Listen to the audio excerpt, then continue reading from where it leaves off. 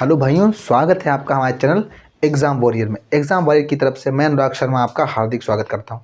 तो दोस्तों, जैसे कि प्रीवियस वीडियो में मैंने संविधान के पार्ट्स यानी भाग के बारे में बताया था। कुछ भाग मैंने आपको शायद 5 या 6 भाग तक आपको बता दिए थे। उससे आगे के भागों के बारे में आज मैं चर्चा करूँगा।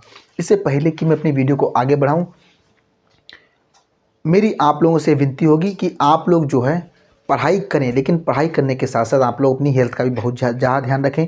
क्योंकि एक टीचर का ये एक उद्देश्य रहता है कि हमारा स्टूडेंट पढ़ाई करे, लेकिन पढ़ाई करने के साथ साथ वो अपनी हेल्थ का भी बहुत ज़्यादा ध्यान रखे। तो आपको पढ़ाई तो करनी है, लेकिन पढ़ाई करने के साथ साथ आपको अपनी हेल्थ का बहुत ज़्यादा ध्यान रखना है। आपको जो है, आपको जैसा कि पता है कि कोविड-19 की थर्ड वेव आने वाली है, और कुछ बच्चे जो उत्तर प्रदेश में रहते हैं उनको ये लग रहा होगा कि अभी उत्तर प्रदेश में तो केस नहीं आ रहे हैं।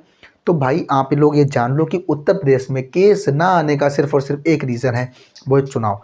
इलेक्शन की वजह से उत्तर प्रदेश में केस नहीं आ रहे हैं। जैसे ही इलेक्शन खत्म होंगे आप देखेंगे कि यहाँ पर उत्तर प्रदेश में केसों का एक बड़ा सा भंडार लग जाएगा। ठीक है, तो अपन वीडियो को शुरू करते हैं।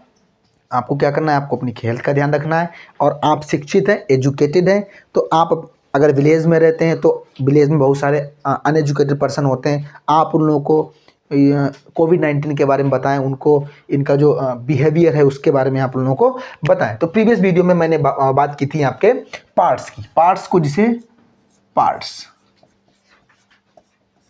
हम बोलते हैं भाग, बहुत ही इंपॉर्टेंट चीज़ है भाई ये हमारे संविधान की। हमने शुरू किया था पार्ट्स, और हमने उसमें आपको भाग जो है बताए थे। कुछ भाग मैंने आपको बता दिए थे। ठीक है, आज हम लोग शुरू करेंगे। कुछ भाग हमने आपको बता दिए थे। ठीक, आज हम उससे आगे बढ़ेंगे और बात करेंगे। ठीक, शायद मैंने आपको भाग 6 तक बता दिया था। अब बात करते हैं हमारा जो भाग 7 है वो। तो हमारा जो मेरे भाई भाग 7 है, जिसे हम पार्ट बोलते हैं, तो वो आपका है प्रथम अनुसूची के विषय। प्रथम अनुसूची के विषय। अब इसको क्या है, इसको आपको समाप्त कर दिया गया, तो इसके आगे हम ब्रैकेट में लिख लेंगे समाप्त, क्योंकि ये आपका अब समाप्त हो चुका है ना। उसके बाद हम आगे बढ़ते हैं और हम देखते हैं भाग 8। ठीक, तो मेरे भाई जो हमारा भाग 8 है वो हमारा है केंद्रीय सत्ता। केंद्रीय सत्ता, देखो मैं एक एक भाग को आपको बहुत ही बढ़िया तरीके से ब्रीफ में पढ़ाऊंगा, एक्सप्लेन करूंगा। अभी मैं आपको एक ओवरव्यू दे दे रहा हूं। ये हमारा सिलेबस है, ओवरव्यू दे दे रहा हूं ताकि आप इस भाग को अच्छे से समझ लें। उसके बाद आपके दिमाग में रहे, अगर मैं पहला लेक्चर स्टार्ट करूं तो आपको पता होना चाहिए कि सर ये पढ़ा रहे हैं। उसके बाद मैं क्या स्टार्ट करूंगा आपके पास ऑलरेडी होगा। तो केंद्रीय सत्ता, अब ये क्या चीज़ है, तो केंद्रीय सत्ता में आप पढ़ेंगे जो आपके यूटीज़ है ना, यूटीज़ में जो अलग अलग नाम है आपके, जो पुदुचेरी में है, जो दिल्ली में है, यूटीज़ के बारे में आप पढ़ेंगे। इनके जो आपके मुखिया होते हैं उनके बारे में आप अच्छे से समझेंगे। मेरे भाई जो आपका भाग 9 है, वो आपको बताता है पंचायती राज के बारे में। अब आप समझ लो एक बात और, कि जो हमारे भाई नया संविधान पढ़ रहे हैं, पॉलिटी पढ़ रहे हैं, वो ये जान लें कि पंचायती राज से आपका हर बार एक क्वेश्चन आता ही आता है। तो इसको आपको डीप में पढ़ना है। फिर भाग 9 है, उसके बाद भाग 9B जोड़ा गया था। भाग 9 तो आपका मूल संविधान में था, लेकिन भाग 9B आपका जोड़ा गया, जिसे हम बोलते हैं आपका नगर पालिका। क्या बोलते हैं, नगर पालिका। इसमें हम नगर पालिका के बारे में पढ़ेंगे। नगर पालिका, जैसे नगर निगम होता है, वो थोड़ा बड़ी जो सिटीज़ होती हैं जिनकी जनसंख्या ज़्यादा होती है वहाँ नगर निगम होता है, लेकिन जो छोटे सिटीज़ होते हैं वहाँ नगर पालिका होता है। तो नगर पालिका निर्वाचन कैसे होता है, इनका सिस्टम पूरा, इसके बारे में हम पढ़ेंगे भाग 9B में। उसके बाद हम बात करते हैं भाग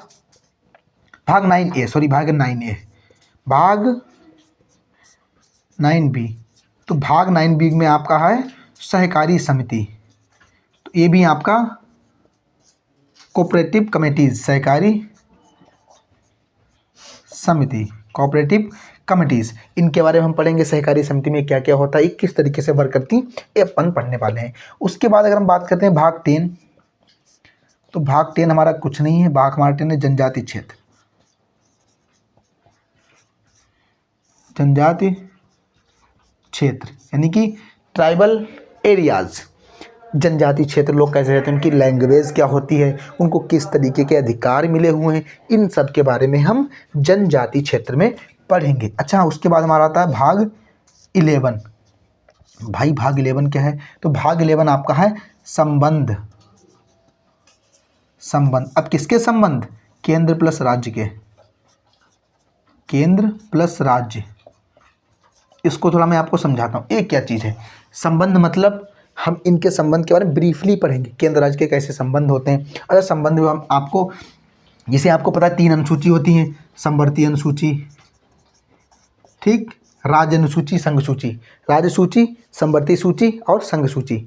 तो इसके बारे में हम पढ़ेंगे कि कौन कौन से आपके जो एरियाज़ हैं वो आपके समवर्ती सूची में आते हैं, कौन कौन से एरिया हैं जो आपके राज्य सूची में आते हैं, कौन कौन से एरिया जो आपके संघ सूची में आते हैं। अब संघ सूची में आने वाले जो एरियाज़ हैं उस पर जो लॉज बनाने का जो राइट होता है वो केंद्र सरकार का होता है। राज्य सरकार में जो एरियाज़ आते हैं उन पर जो राइट बनाने का, जो लॉज बनाने का जो राइट होता है वो राज्य सरकार का होता है। समवर्ती सूची में जो लॉज बनते हैं उन पर राज्य और केंद्र दोनों लॉज बना सकते हैं। इनके बारे में हम ब्रीफली पढ़ने वाले हैं। उसके बाद हमारा भाग 12 आता है, ठीक है, भाग 13 आता है और भाग 14 आता है। भाग 12 में हम पढ़ने वाले हैं संपत्ति के बारे में, ठीक। उसके बाद हम भाग 13 में पढ़ेंगे आपका, भाग 13 में आपका होगा व्यापार, वाणिज्य और समागम, है ना। तो 13 यहाँ लिखते हैं, 14, ठीक है। उसके बाद हमारा आता है भाग 14, यहाँ से लिखता हूँ मैं, भाग 13 हो गया, भाग 14। तो जो हमारा भाग 14 है वो आपका है, भाग 13 हमारा हो गया व्यापार, वाणिज्य और समागम। उसके भाग हमारा 13 वो हमारा केंद्रीय सेवाएं, केंद्रीय सेवाएं। अब ये क्या है, इसमें जो केंद्रीय सेवाएं आती है, जैसे ऐसे आपकी IAS होती है प्लस PCS होती है। IAS जैसे आपकी जो UPSC जो कंडक्ट एग्ज़ाम कराती है, IAS जो आपकी संघ की मतलब ये सर्विस होती है, मतलब केंद्र की सर्विस होती है। PCS आपकी राज्य की सर्विस होती है। इसके बारे में हम इसमें डीपली पढ़ेंगे, बहुत अच्छे समझेंगे इनका, मतलब जो IAS का जो सचिव होता है उनका निर्वाचन कैसे होता है, योग्यता क्या होती है, इन सब के बारे में अपन अच्छे से पढ़ेंगे। उसके बाद हमारा आता है भाग 15, भाग सॉरी इसके बाद हमारा होता है भाग 14B भी है एक, भाग 14B, ठीक। तो भाग 14 में हम पढ़ते हैं अधिकरण। अब ये क्या सर नई चीज़ है, कुछ नहीं बताता हूँ। अधिकरण में हम पढ़ेंगे जैसे आपकी IAS है, PCS है, तो इसमें जो भी घोटाले होते हैं, मतलब IAS में PCS में जो भी घोटाले होते हैं उनके जो निवारण होगा उसके बारे में हम पढ़ेंगे अधिकरण में। मतलब यहाँ उनका क्या सॉल्यूशन होगा, ऐसे समझो सॉल्यूशन, कोई लड़ाई होती है IAS PCS में, उसका सॉल्यूशन पढ़ेंगे हम अधिकरण में। उसके बाद हमारा हो गया भाग 15, ये तो लगभग सबको ही पता होगा मेरे भाई को। भाग 15 क्या होता है, ये आपका होता है निर्वाचन, और ये भी कभी चर्चा में भी हो है क्योंकि यूपी में इलेक्शन होने वाले हैं तो ये चर्चा में है, ठीक। उसके बाद हमारा आता है भाग 16, ठीक, भाग 16 हो गया हमारा, और हमारा हो गया भाग 17, ठीक। तो भाग हमारा 16 हो गया विशेष उपबंध, क्या हो गया हमारा विशेष उपबंध। अब किसके विशेष उपबंध, आपके विशेष उपबंध जो हो गए आपके विशेष वर्गों के संबंध में, विशेष वर्गों के संबंध में, विशेष वर्गों मतलब जो आपके विशेष वर्ग होते हैं उनके संबंध में, ठीक। उसके बाद आपकी जो भाग 17 है वो आपकी भाषा, भाषा राजभाषा। यहाँ मैं आपको एक बात बता दूं कि आपके लोग, कुछ लोग, जैसे मैंने बच्चों में पढ़ा था, तो बच्चों ने हमारे टीचर्स ने पढ़ाया था, क्या पढ़ाया था कि हिंदी हमारी राष्ट्रभाषा है। क्या बोला था, हिंदी हमारी राष्ट्रभाषा। लेकिन आज मैं आपको क्लियर कर दूं कि हमारी कोई भी नेशनल लैंग्वेज नहीं है, इंडिया की कोई भी राष्ट्रीय भाषा नहीं है। राष्ट्रीय भाषा इंडिया की नहीं है, बस संविधान में इतना लिखा गया है कि हिंदी हमारी सहायक भाषा होगी, लेकिन एक नहीं लिखा है कि हिंदी हमारी राष्ट्रभाषा होगी। तो हिंदी हमारी कैसी है, राजभाषा है। अब हिंदी को हमने राष्ट्रभाषा क्यों नहीं बनाया, इसके बारे में चर्चा करेंगे। थोड़ा सा मैं आपको बता दूं, जैसे कि जब हमारा संविधान बना था उस समय तमिल जो संविधान सभा में जो भाग लिया था, तमिल के लोग भी थे। कुछ लोग कहते हैं कि सर संविधान को इंग्लिश में क्यों लिखा गया, हिंदी में क्यों नहीं। अरे तो हम लोग यूपी से बिलोंग करते हैं, हम लोग राजस्थान से बिलोंग करते हैं, हम लोग हिंदी बोलते हैं, लेकिन हमारा जो नीचे जो तमिल का भाई है, जो महाराष्ट्र का भाई है और जो उड़ीसा का भाई है, उन्हें तो नहीं आती है हिंदी, तो वो लोग क्या करेंगे, फिर उन लोगों को प्रॉब्लम होगी। तो इसीलिए संविधान इंग्लिश में लिखा गया और हिंदी को राष्ट्रभाषा क्यों नहीं बनाया गया, उसके पीछे भी यही रीज़न है। क्या रीज़न है कि सर तमिल है, उनको तो इंग्लिश आती है, उनको राजभाषा नहीं, उनको तो हिंदी नहीं आती है, इसलिए हमने क्या किया, हिंदी को अपनी राष्ट्रभाषा नहीं बनाया, हिंदी को हमने अपनी राजभाषा बनाया। ठीक है, हिंदी को हमने अपनी राष्ट्रभाषा नहीं बनाया, क्योंकि तमिल की लैंग्वेज क्या है, तमिल बोलते हैं तमिलनाडु के लोग, तो वो लोग कैसे बोलेंगे। भाग 17 हो गया।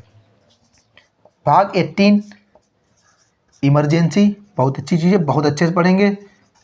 यानी कौन कौन सी परिस्थिति में इमरजेंसी लागू होती है, जब इमरजेंसी अप्लाई होती है तो हमारे कौन कौन से राइट्स, फंडामेंटल राइट्स, मूल अधिकार, कौन कौन से मूल अधिकार हमारे निरस्त हो जाते हैं, इनके बारे में अपन डीपली पढ़ेंगे। उसके बाद हमारा भाग 19, ये अच्छा है। ये क्या है, प्रकीर्ण। सर ये क्या है, अभी बताता हूँ, कुछ नहीं इसमें। प्रकीर्ण क्या है, प्रकीर्ण ये है कि राष्ट्रपति और गवर्नर यानी राष्ट्रपति और राज्यपाल के संबंध में भाग दिया गया।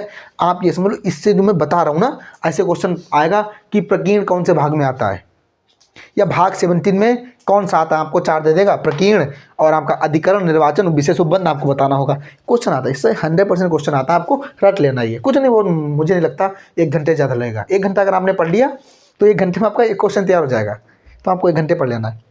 प्रकीर्ण क्या है, तो प्रकीर्ण इसमें राष्ट्रपति और राज्यपाल आता है, सॉरी राष्ट्रपति और राज्यपाल सर आते हैं। इसमें क्या होता है, इसमें आपका राष्ट्रपति और राज्यपाल अपने पद पर रहते हुए उन पर कोई भी कार्यवाही नहीं हो सकती है।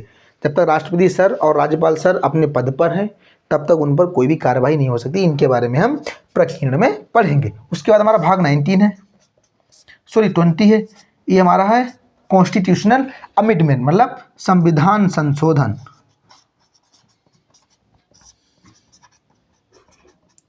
मतलब हमारे संविधान में 105 संशोधन हो चुके हैं। तो संशोधन के बारे में, संशोधन कैसे होता है, संशोधन करने के लिए मतलब किन कैसे, मतलब उसके लिए इलेक्शन होता है, इन सब के बारे में अपन पढ़ने वाले हैं। उसके हमारे बाद भाग 21 है। ठीक, तो भाग 21 जो है वो है अस्थायी संक्रमणकालीन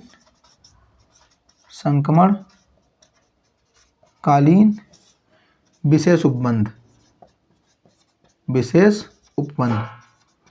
एक और हमारा बचा, उसको पढ़ लेते हैं। यानी भाग 22, ये हमारा क्या है, ये हमारा है भाषा संक्षिप्त रूप में, यानी भाषा संक्षिप्त रूप में, ये हमारा हो गया। ठीक है, तो हमने 22 भाग अपनों आराम से अपन देख लिए। आपको इनको अच्छे से पढ़ लेना है। ठीक है, अगली वीडियो में मैं आपको अनुसूची के बारे में बता दूंगा, शेड्यूल्स के बारे में बता दूंगा। उससे जो हमारी नेक्स्ट वीडियो होगी उसमें हम लोग अपनी संविधान बनने की जो प्रक्रिया है, कहाँ से संविधान बनता है, उसको अच्छे से समझेंगे। 8 से 10 क्वेश्चन आते हैं, हमारा कोशिश रहेगा कि 1-2 क्वेश्चन हमारे छूट जाएं, वो अलग बात है। तो देखो, एक जो क्वेश्चन जो टफ आएगा ना, उसको जो IAS PCS की जो तैयारी कर रहा है ना, वो भी नहीं कर पाएगा। तो 1-2 क्वेश्चन के पीछे नहीं भागना है ना। आप ये भागते हैं कि 1 क्वेश्चन नहीं हुआ, 2 क्वेश्चन नहीं हुए, आपने मॉक टेस्ट दिया, उसमें 1-2 क्वेश्चन नहीं हुए, आप डिमोटिवेट हो जाते हैं। परेशान नहीं होना। अगर आप मान लो आप 25 क्वेश्चन है और आप 20 कर रहे हैं ना, तो आपको डिमोटिवेट होने वाली क्या बात है ना। तो आपको बस मेहनत करनी है, ऐसा नहीं डिमोटिवेट हो जाना है, आपको मेहनत करते रहना है ना।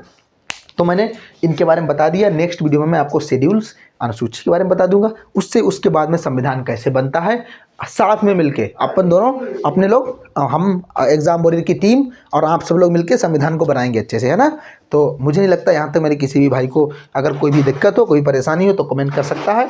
उसके कमेंट का उचित मतलब जवाब दिया जाएगा। अगर आप कमेंट करेंगे, आपका कोई भी डाउट होगा तो उसका सॉल्यूशन किया जाएगा, क्योंकि हमारी ये पूरी टीम है, हमारा परिवार है। एग्जाम वॉरियर एक चैनल नहीं, एक परिवार है। ठीक है, तो आपको अगर वीडियो अच्छी लगी हो तो वीडियो को लाइक, चैनल को सब्सक्राइब जरूर कर दें।